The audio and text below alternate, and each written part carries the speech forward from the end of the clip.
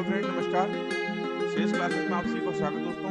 Channel पर पहली बार visit कर रहे हैं तो चैनल को सब्सक्राइब करने के साथ साथ बेल आइकन को प्रेस करना ना भूलें। दोस्तों, पर्यावरण अध्ययन ईवीएस का एक पेडागोजी सेक्शन है दोस्तों, जिसमें आपके लगभग 600 क्वेश्चन हम कराएंगे। इन्हीं में से आपके 15 नंबर की पेडागोजी जो है सीटेट 2022 के फंसने के बहुत ही ज़्यादा महत्वपूर्ण चांसेस बनेंगे, क्योंकि दोस्तों इसमें मैक्सिमम क्वेश्चन आपके प्रीवियस ईयर से लिए गए हैं एवं इसमें सिलेक्टेड इंपॉर्टेंट क्वेश्चन लिए गए। ठीक है दोस्तों, तो दोस्तों वीडियो में लास्ट तक बने रहिएगा। ठीक है दोस्तों, वीडियो अच्छा लगे तो वीडियो को लाइक भी करिएगा। सीधे चलते हैं हम लोग प्रश्न की ओर। पहला प्रश्न देखिए क्या कह रहा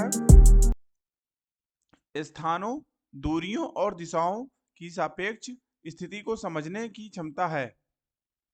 ए दिशात्मक कौशल, बी चित्रण कौशल, सी स्थितीय कौशल या डी ग्राफिक कौशल।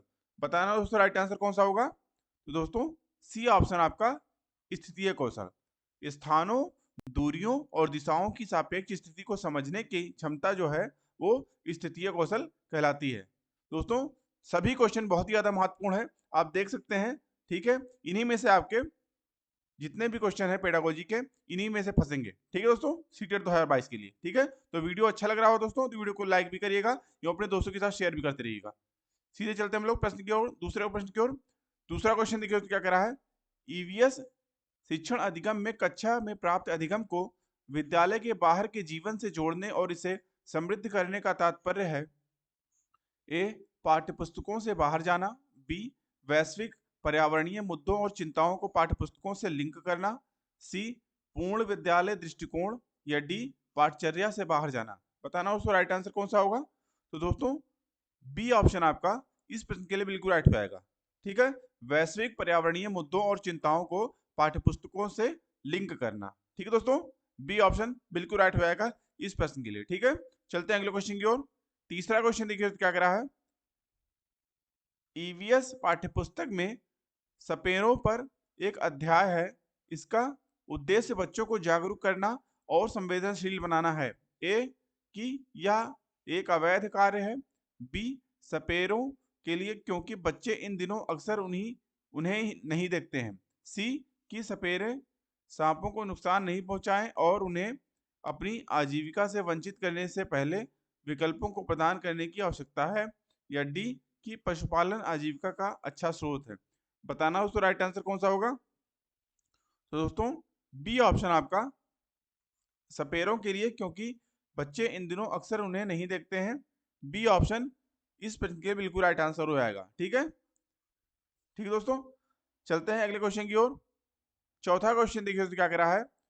महिलाएं पुरुषों की तुलना में कमजोर हैं, यह एक है, क्या है। ए मिथक है, बी वैज्ञानिक तथ्य है, सी रूढ़िबद्ध धारणा है या डी अंधविश्वास है। बताना उसका राइट आंसर कौन सा होगा। तो दोस्तों सी ऑप्शन आपका रूढ़िबद्ध धारणा है, बिल्कुल राइट आंसर हो जाएगा। महिलाएं पुरुषों की तुलना में कमजोर है, यह एक रूढ़िबद्ध धारणा है। ठीक है दोस्तों, ठीक है, चलते हैं अगले क्वेश्चन की ओर। पांचवा क्वेश्चन देखिए दोस्तों क्या कह रहा है।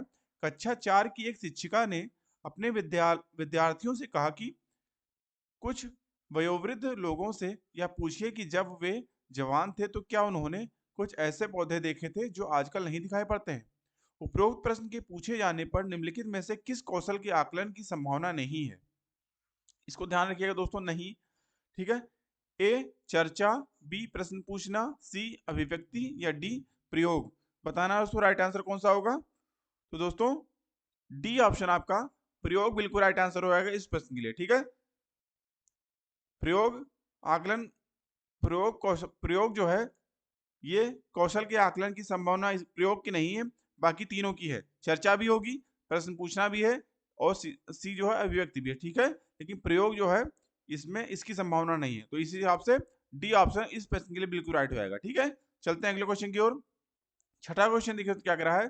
कक्षा 3 के एक शिक्षक ने अपने बच्चों को निम्नलिखित पेड़ पौधों की पत्तियों को विभिन्न वर्गों में वर्गीकृत करने को कहा, जैसे नींबू, आम, तुलसी, पुदीना, नीम, केला आदि। कुछ विद्यार्थियों ने पत्तियों का वर्गीकरण इस प्रकार किया। दवाओं के गुणों वाली पत्तियों और दवाओं के गुण से रहित पत्तियां, बी बड़ी पत्तियां और छोटी पत्तियां। शिक्षक ने समूह को सही माना और समूह को गलत माना। ठीक है, निम्नलिखित कथनों में से कौन सा कथन अधिकतम प्रतिबिंबित करता है? ए, क्रियाकलाप पत्तियों से सूचना ग्रहण करने पर केंद्रित करता है जिसका भिन्न अर्थ लगाया जा सकता है। बी, बच्चे बहुत प्रकार के संदर्भों को बच्चों में ले आते हैं जिसकी सराहना होनी चाहिए। सी, अपने अनुभवों पर निर्भर करते हुए बच्चे वर्गीकरण के बहुत से तरीकों का उपयोग कर सकते हैं। या डी, वर्गीकरण का कार्य बहुत विशिष्ट और स्तरीकृत है तथा इसका एक ही सही उत्तर होता है। बताना दोस्तों राइट आंसर कौन सा होगा? दोस्तों डी ऑप्शन आपका वर्गीकरण का कार्य बहुत विशिष्ट और स्तरीकृत है तथा इसका एक ही सही उत्तर होता है। ठीक है, इस हिसाब से डी ऑप्शन आपका बिल्कुल राइट आंसर हो जाएगा इस प्रश्न के लिए। ठीक है,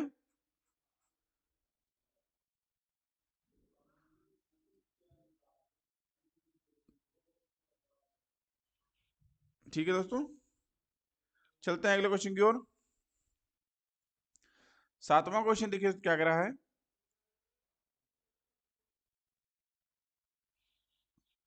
दिए गए प्रश्न को ध्यान से पढ़िए।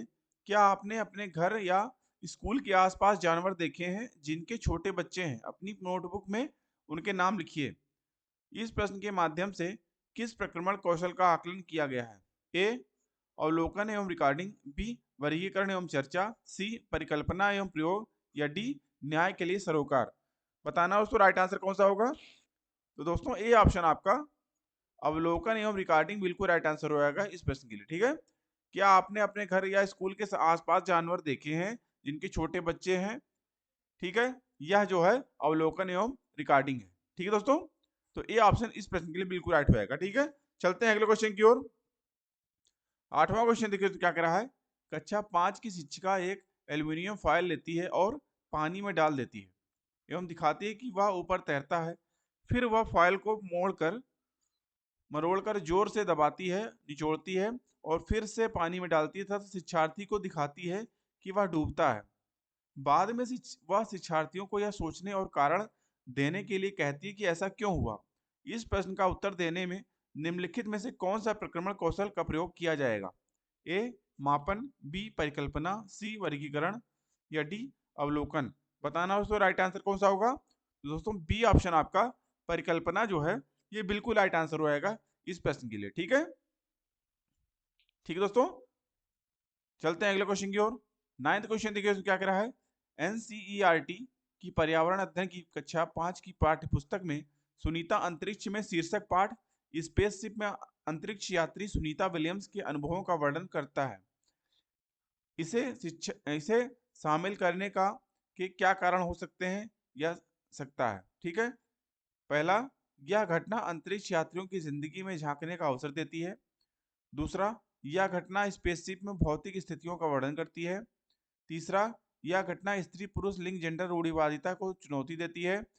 या चौथा, यह घटना गुरुत्वाकर्षण की अवधारणा को समझने में मदद करती है। बताना उसका राइट आंसर कौन सा होगा? ए, केवल चौथा। बी, पहला दूसरा तीसरा। या सी, पहला दूसरा तीसरा चौथा। या डी, केवल पहला। बताना उसका राइट आंसर कौन सा होगा? तो दोस्तों बी ऑप्शन आपका पहला दूसरा तीसरा जो है, पहला दूसरा और तीसरा बिल्कुल राइट आंसर हो जाएगा। यह घटना अंतरिक्ष यात्रियों की जिंदगी में झांकने का अवसर देती है। दूसरा, यह घटना स्पेसशिप में भौतिक स्थितियों का वर्णन करती है। तीसरा, यह घटना स्त्री पुरुष लिंग जेंडर रूढ़िवादिता को चुनौती देती है। ठीक है, इस हिसाब से बी ऑप्शन आपका इस प्रश्न के लिए सबसे अच्छा विकल्प होगा। ठीक है, चलते हैं अगले क्वेश्चन की ओर। 10th क्वेश्चन देखिए तो क्या कह रहा है। प्राथमिक कक्षाओं में पर्यावरण अध्ययन पढ़ाने के लिए निम्नलिखित में से कौन सा उद्देश्य संबंधित नहीं है? ए, विज्ञान के आधारभूत प्रत्ययों और सिद्धांतों को रटकर याद कर लेना। बी, पर्यावरण को खोजने के अवसर प्रदान करना। सी, अवलोकन मापन भविष्य कथन और वर्गीकरण जैसे कौशलों का विकास करना। या डी, भौतिक और सामाजिक परिवेश के प्रति संवेदनशीलता विकसित करना। इसमें दोस्तों पूछा गया कि उद्देश्य संबंधित नहीं है, इस हिसाब से ए ऑप्शन आपका बिल्कुल राइट हो जाएगा इस प्रश्न के लिए। ठीक है, क्योंकि विज्ञान के आधारभूत प्रत्ययों और सिद्धांतों को रटकर याद करना यह जो है अच्छा विकल्प नहीं है, इस हिसाब से यही सही हो जाएगा। ठीक है, ठीक है दोस्तों, बाकी 3 ऑप्शन यह पर्यावरण अध्ययन के लिए बहुत ही ज्यादा जरूरी है। ठीक है, तो ए ऑप्शन इस प्रश्न के लिए बिल्कुल राइट होगा। चलते हैं अगले क्वेश्चन की ओर। 11वां क्वेश्चन देखिए तो क्या कह रहा है, पर्यावरण अध्ययन के शिक्षण में से उन प्रक्रिया पर आधारित कौशलों को बढ़ावा दिया जाना चाहिए जो पूछताछ आधारित प्रत्यक्ष अनुभवों के केंद्र बिंदु हैं कि निम्नलिखित में से कौन सा एक ऐसा कौशल नहीं है। ए पूर्वानुमान, बी निर्धारण, सी निष्कर्ष निकालना या डी अवलोकन। बताना उसको राइट आंसर कौन सा होगा।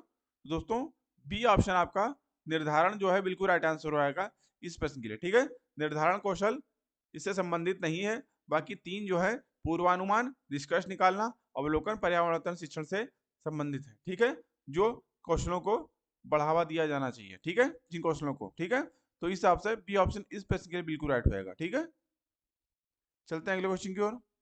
12वां क्वेश्चन देखिए तो क्या कह रहा है, कक्षा 5 की अध्यापिका माहिका चाहती है कि उसके विद्यार्थी आसपास के पौधों का अवलोकन करें। सार्थक अधिगम सीखने के लिए उसे बच्चों को क्या करने के लिए प्रोत्साहित करना चाहिए। ए यह समझना कि पौधे भी सजीव होते हैं, बी यह समझना कि पौधे हमारे लिए उपयोगी होते हैं, सी अधिकतम पौधों के नाम लिखना, डी उनकी ऊंचाई, पत्तियों, गंध और उगने के स्थानों में अंतर का अवलोकन करना। बताना दोस्तों राइट आंसर कौन सा होगा। दोस्तों बताना राइट आंसर कौन सा होगा। दोस्तों डी ऑप्शन आपका बिल्कुल राइट आंसर रहेगा इस प्रश्न के लिए। ठीक है, उनकी ऊंचाई, पत्तियों, गंध और उगने के स्थानों में अंतर का अवलोकन करना इस प्रश्न के लिए बिल्कुल बिल्कुल सही ऑप्शन, बिल्कुल एक्यूरेट ऑप्शन डी हो जाएगा। ठीक है, सबसे अच्छा विकल्प। ठीक है, चलते हैं अगले क्वेश्चन की ओर। 13वां क्वेश्चन देखिए दोस्तों क्या कह रहा है, ईवीएस संक्षेपण अर्थ में प्रयुक्त होता है। A environmental skills, B environmental science, C environmental sources या डी एनवायरमेंटल स्टडीज। बताना दोस्तों राइट आंसर कौन सा होगा। तो दोस्तों डी ऑप्शन आपका एनवायरमेंटल स्टडीज जो है ये बिल्कुल राइट आंसर होगा इस प्रश्न के लिए। ठीक है, ईवीएस संक्षेपण एनवायरमेंटल स्टडीज अर्थ में प्रयुक्त होता है। ठीक है, तो डी ऑप्शन आपका सबसे अच्छा विकल्प हो जाएगा। ठीक है, चलते हैं अगले क्वेश्चन की ओर। 14वां क्वेश्चन देखिए क्या कह रहा है, निम्नलिखित में से कौन सा प्राथमिक स्तर पर पर्यावरण अध्ययन के शिक्षण का उद्देश्य नहीं है।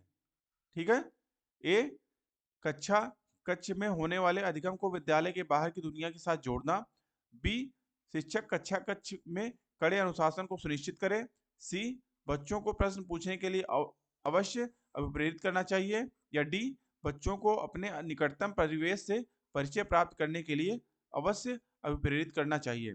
बताना दोस्तों राइट आंसर कौन सा होगा। तो दोस्तों बी ऑप्शन आपका शिक्षक कक्षा कक्ष में कड़े अनुशासन को सुनिश्चित करे, यह जो है नहीं सही होगा। दोस्तों इसमें शिक्षण, इसमें देखिए दोस्तों क्या करें, हाँ बिल्कुल सही दोस्तों। तो बी ऑप्शन आपका, बी ऑप्शन आपका इस प्रश्न के लिए बिल्कुल राइट होगा। ठीक है, क्योंकि इसमें पूछा गया कौन सा शिक्षण का उद्देश्य नहीं है, तो शिक्षण कक्षा कक्ष में कड़े अनुशासन को सुनिश्चित करे या नहीं, या जो है शिक्षक को क्लास में नहीं करना चाहिए। ठीक है, बाकी करना चाहिए, तो इसमें नहीं पूछा गया कि कौन सा नहीं करना चाहिए, तो इस हिसाब से बी ऑप्शन इस प्रश्न के लिए बिल्कुल राइट होगा। ठीक है, चलते हैं अगले क्वेश्चन की ओर। और दोस्तों ये आज का लास्ट क्वेश्चन है इस वीडियो का। कक्षा 5 की पर्यावरण अध्ययन की पाठ्य पुस्तक के एक पाठ में सर्वेक्षण और लेखन पर एक भाग का मुख्य उद्देश्य है शिक्षार्थियों की सामान्य जानकारी का आकलन करना, बी शिक्षार्थियों को अवसर उपलब्ध कराना कि वे चीजों को खोजें और सीखें, सी विषय की आधारभूत अवधारणाओं को सीखने में शिक्षार्थियों की मदद करना। ठीक है, डी शिक्षार्थियों के व्यवहारिक कौशलों में सुधार करना। बताना दोस्तों राइट आंसर कौन सा होगा। तो दोस्तों बी ऑप्शन आपका शिक्षार्थियों को अवसर उपलब्ध कराना कि वे चीजों को खोजें और सीखें, बी ऑप्शन आपका इस प्रश्न के लिए बिल्कुल राइट होगा। ठीक है दोस्तों, तो अभी के लिए दोस्तों इतना ही। आशा करता हूँ वीडियो आपको अच्छा लगा होगा। दोस्तों वीडियो अच्छा लगा तो वीडियो को लाइक करिए, एवं अगर आपने अभी तक हमारे चैनल को सब्सक्राइब नहीं किया है तो चैनल को हमारे सब्सक्राइब कर, हमारे चैनल को सब्सक्राइब करिए एवं बेल आइकन भी ऑन कर लीजिए, जिससे हमारे चैनल पर आने वाले सभी प्रकार के वीडियोस की नोटिफिकेशन आपको टाइमली मिलते रहें। मिलते हैं दोस्तों नेक्स्ट वीडियो में, तब तक के लिए थैंक यू, जय हिंद।